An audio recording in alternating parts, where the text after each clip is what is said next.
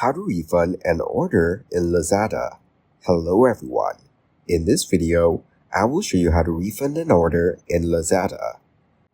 To avoid rejection of returns or refunds, ensure that your request matches two conditions. The first one is within the return or refund timeframe, and the second is a valid return or refund request. The return or refund coverage applicable for each item can be found under Service Details on the product page. The return or refund request to the seller will be evaluated by the seller upon the customer's submission. When the seller accepts the return request, the buyer should return the item for a quality check before a refund can be processed. When selecting a return reason, it's important to select the correct return reason and add details in the online return form for a faster evaluation of the request. To support your return or refund, make sure you have proof attached to the evidence needed for your return or refund request.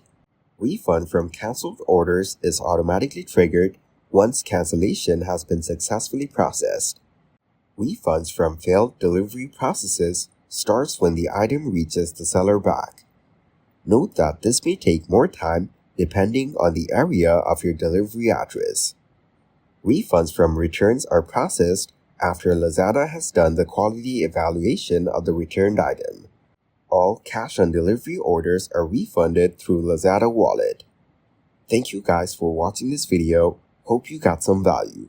Make sure to like the video and subscribe to the channel to get notified of new videos. See you in the next one.